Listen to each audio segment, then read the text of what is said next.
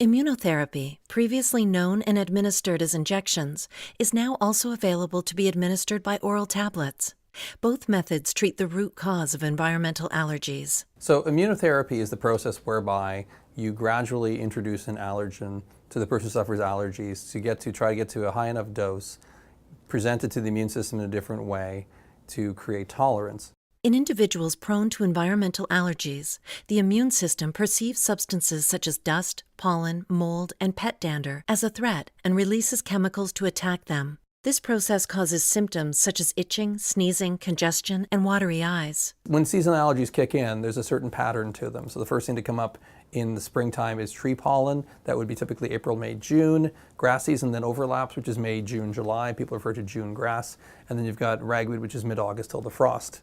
If you're unfortunate enough to be allergic to mold spores, that will start as soon as the snow melts, and that will continue until the snow falls on an up and down basis, scattered throughout the spring, summer, and fall. As perennial allergies go, that typically would be dust mite, potentially molds in the home, although that's more rare, and pets.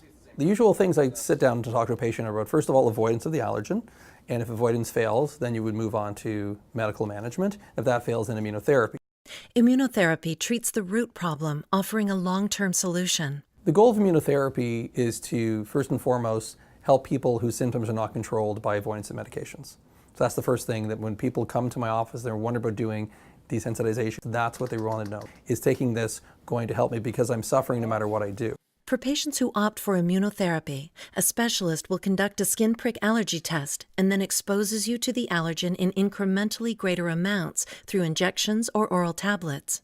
In response, the immune system gradually becomes less sensitive to the allergen. People are worried about the actual scratching of the skin, and generally that actually is not a very deep scratch at all. It doesn't really bother people that much, and when the tests come up positive, a positive test would be an itchy raised red spot.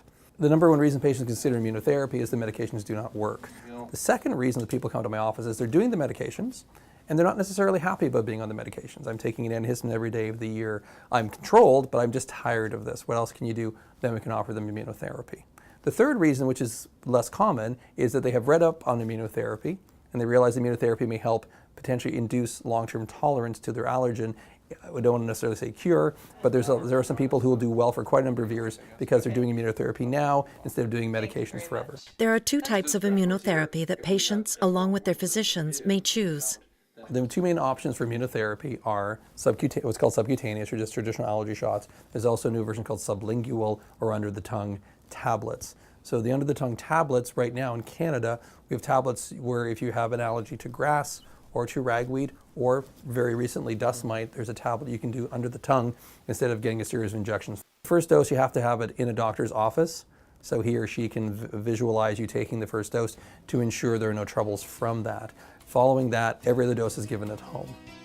As immunotherapy requires long-term commitment, and there are differences between both injection and oral options in terms of frequency and schedule, it's important to discuss with your healthcare provider the best option for your lifestyle.